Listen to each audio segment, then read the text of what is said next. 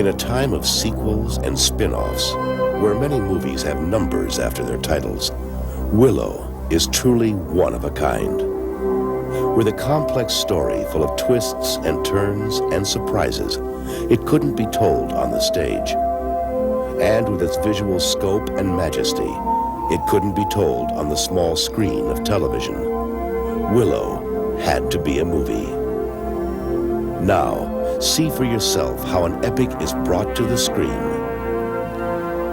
Willow, the making of an adventure.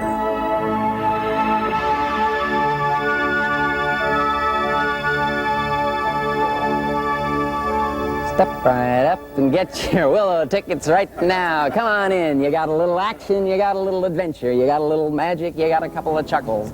Come on, folks, bring the whole family. Grab your popcorn and take an aisle seat as we go behind the scenes of Willow, a fantasy adventure years in the making. Well, Willow's sort of been in my mind for about 15 years. We'll watch producer George Lucas join forces with director Ron Howard to make a movie for little people that even big people want to see. We would say, you know, what would our children think of this? And then, what do we think? We'll travel to 3 continents for an exclusive look at the challenges and the thrills. And then we ended up on the frozen lake at the bottom. I had to do that about 12 times. We'll take you inside the secret world of Lucasfilm's industrial light and magic, where special effects come to life. The effects broaden the palette of filmmaking. And this film has a lot of effects in it. All this coming up as we bring you the story of Willow, a movie with a heart that matches its spectacle.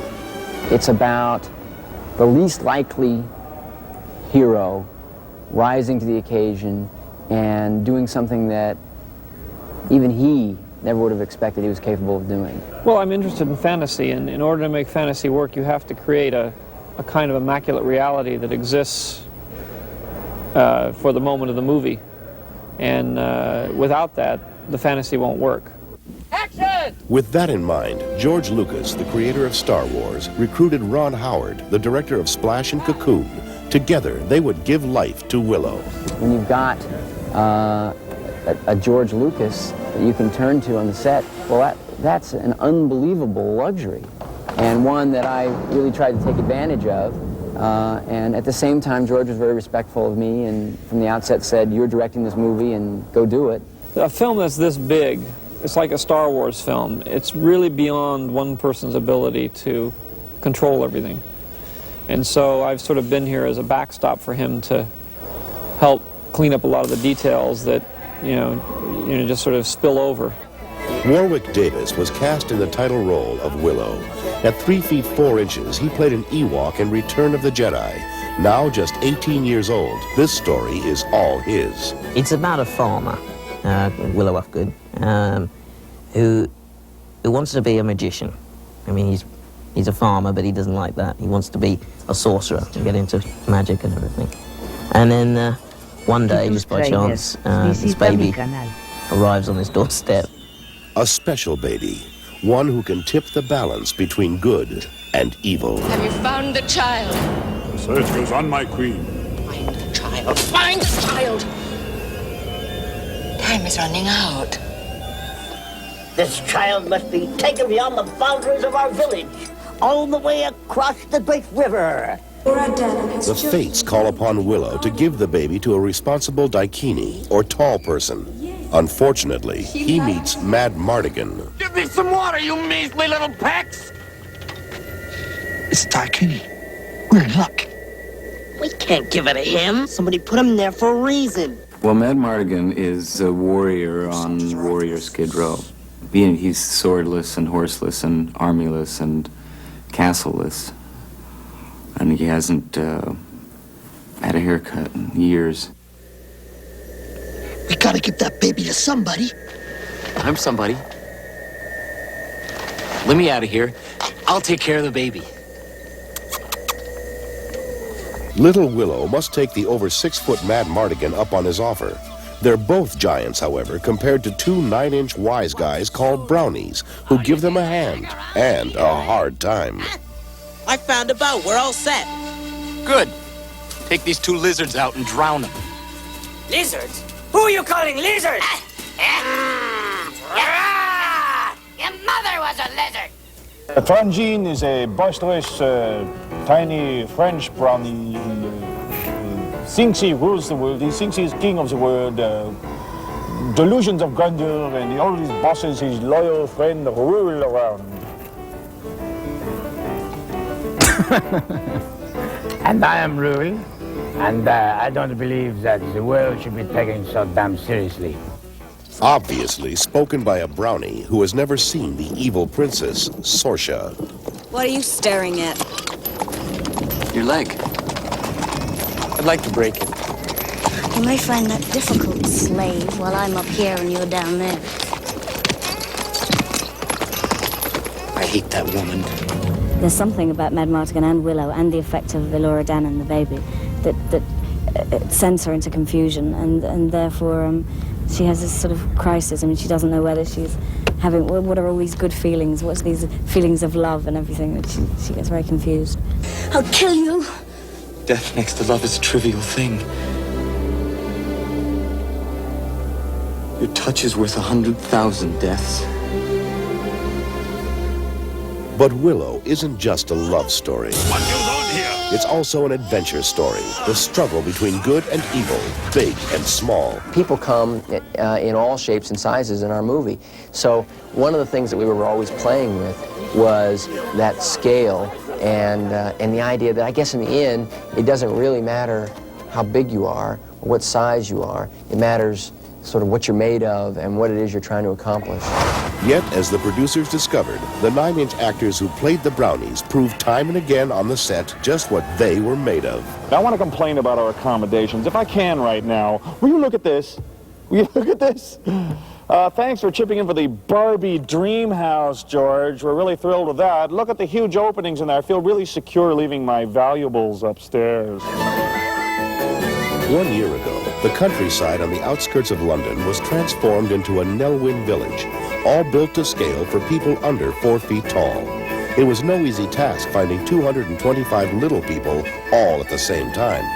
Getting hold of people was difficult because they're not actors. They don't have answering machines, they don't have agents.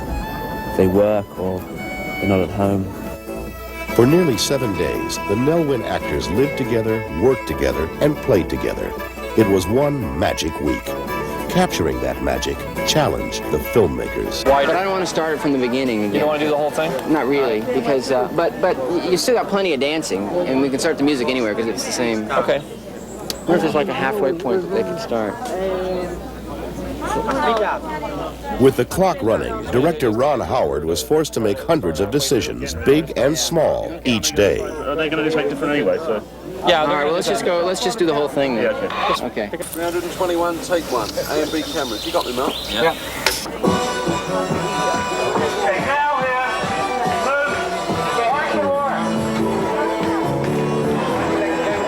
Slowly through and back again. The frame will come up this way. Okay, very good. I know a few secrets of the trade now. So it was really good fun though, because I was interested in magic when I was younger, and I'd sort of lost interest recently, but now I've brought my interest back again, and it was really good fun to learn it. I will now join them before your very eyes.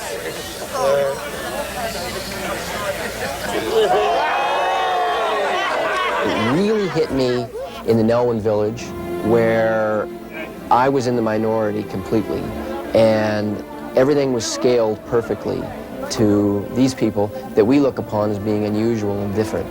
And to see them interacting, performing, working hard, laughing, playing, carrying on, that was, to me, I think maybe the greatest experience in the movie. The cast and crew also traveled to Snowdonia in a remote section of North Wales. To film the storming of the evil Knockmar Castle required finding 150 horses and another 200 pigs, booking 25 local hotels and hiring 200 local extras, all to accomplish one ugly transformation.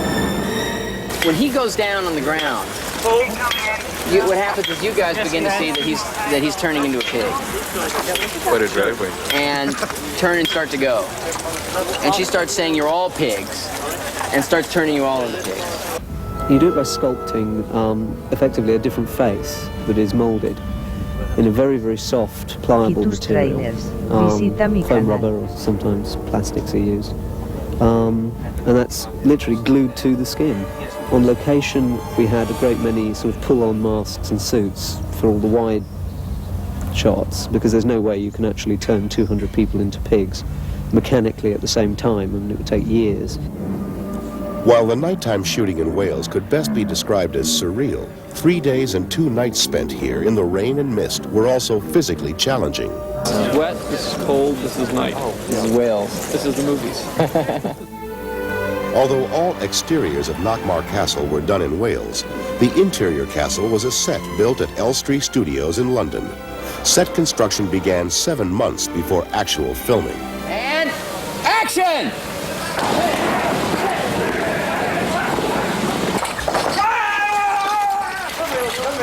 Cut!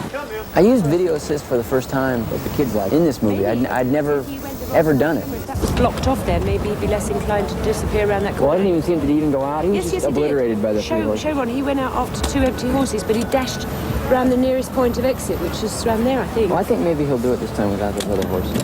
And action! The complexity of the Willow battle scenes made the video playback an important safety net. At any given time, several different production units were at work. A pickup unit, a second unit, often an effects unit. I used to joke with George and say, some days I don't feel like I'm the director of this movie. I feel like I'm vice president in charge of cinematic affairs for Lucasfilm. And in some cases, head of the personnel department when it came to staging scenes between his leading lady and his leading man. I had a love scene with Joanne Whalley, and it was just very difficult. And it was quite tough physically to do. I couldn't remember my lines somehow. Just when I would kiss her and then I would forget what I was going to say, so we had to shoot that over and over again. I never did get it right. You still have a job to create a character, a believable person. I don't know. I think it was a personality thing, but we got along all right in the end. Apparently so. Val Kilmer and co-star Joanne Whalley, who met on the set of Willow, were married last March. The toughest part of the shooting schedule took the cast and crew to Queenstown, New Zealand, a 30-hour flight from London. Filming continued in this mountainous area famous for skiing for 4 long weeks. We looked in all over Europe, and unfortunately this time of year there's no snow, so we were advised to come here, and this alpine look is just exactly what we wanted. However, having got here and found it, it's now, although a wonderful location, it's very, very hard to get to logistically. Helicopters were frequently used to ferry cast and crew to the mountaintop sets, together with essential equipment. One night, 4 feet of fresh snow fell and radically changed the schedule. Yet even on normal days, the roads were closed to all but 4-wheel drive vehicles. It was here, near the summit of Mount Caldrona, that a snow camp of skin-covered tents was constructed. The basic problem there was to find a way of holding down the tents in winds gusting up to 100 miles an hour during the prep period, so that we had a set to shoot on when the crew turned up. Certainly, the most spectacular scene filmed here involved an impromptu sled ride taken by Willow and Matt Mardigan. They did various rigs for this. They had a camera strapped to the front of the sled and a skier towing it down a hill.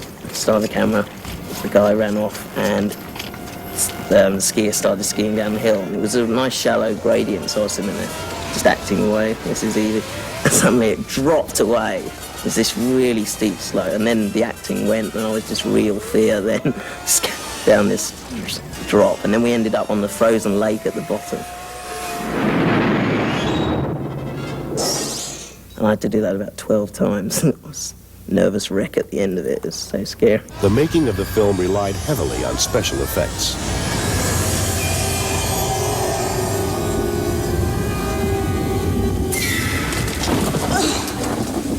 Hundreds of effects were added long after the film was completed.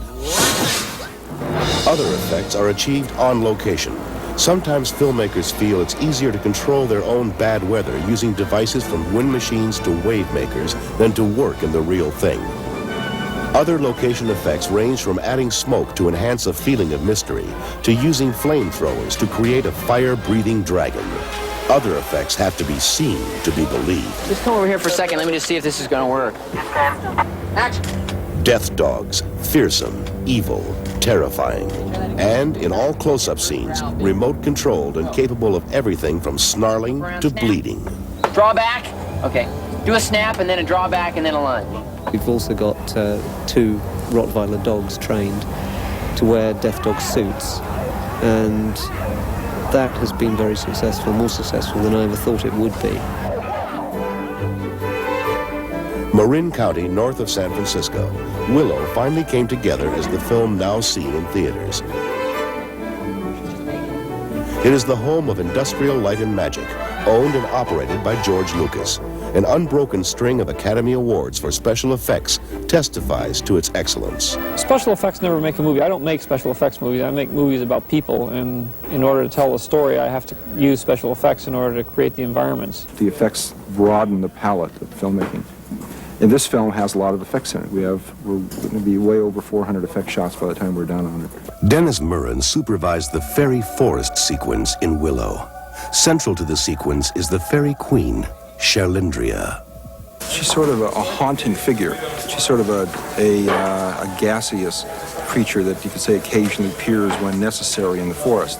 Because she's shot separately against the black, we're photographing her greatly overexposed. So she's practically like you're looking into the sun. And then we're shooting her in slow motion, so she moves very fluid and magically. And then her costume is very lightweight silks that are being blown by fans, hidden all around her. The lights are being dimmed up and down in order to make her a little more difficult to see. When the crew moved the camera on a crane, Cherlindrea, isolated against the black background, appeared to move.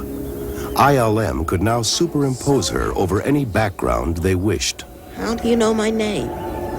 Elora Denon told me. Elora Denon has chosen you to be her guardian. Me? Yes. She likes you.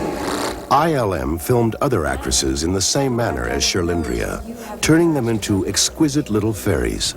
We don't want you to think of them as neat special effects. We want, hopefully, the audience to feel transported into a time when incredible things happened and were taken absolutely for granted by everyone around them.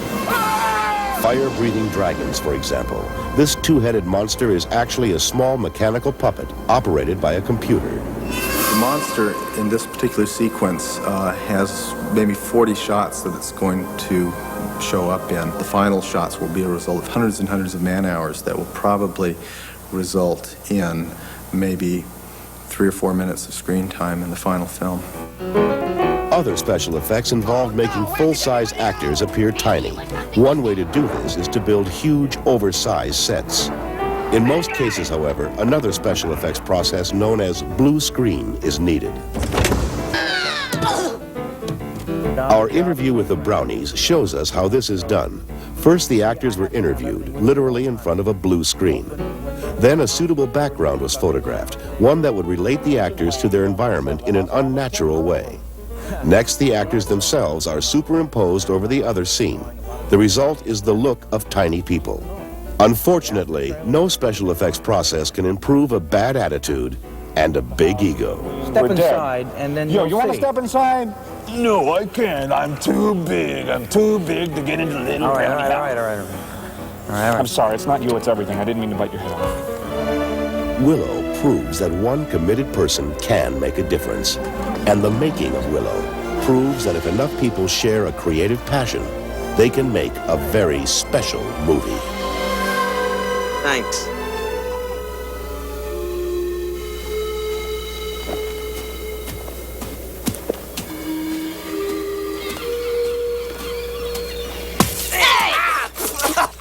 Keep walking, hero! Don't even turn around! It's our show. I think if you read the script, better yet when you see the film, it's not an argument. The fact that it's called Willow represents the reluctant hero that we guide, save, take care of, babysit. You have to call it Willow because he's the reluctant hero, but quite frankly, you know, it is It should be Rule and Frangine. Frangine show. Yeah, no, Frangine and Rule, actually. Technically. What did I say? What did I say? You said Rule and Frangine. No, it's very close. Very good. That's all right. Did I It's say okay. Rule? No, it's cool. I can't It's just believe- technically, it should be he's right. Frangine and Rule. It's an Should. alphabetical thing. Yeah. That's all. Well, at this point, it is true. But we're going to cut most of their stuff out. Because Ron and I have the ultimate say. But at this point, we're just letting them think that, you know, it's all their movie and it's about them. It's far from being the Brownies movie, and I'm just afraid they're gonna, you know, sneak into a theater on the opening day and crawl under a seat and peek out there and look and be completely shattered, because in their minds, you know, it's all them. But hey, you know, they got to grow up sometime. No, it's not the Brownies movie.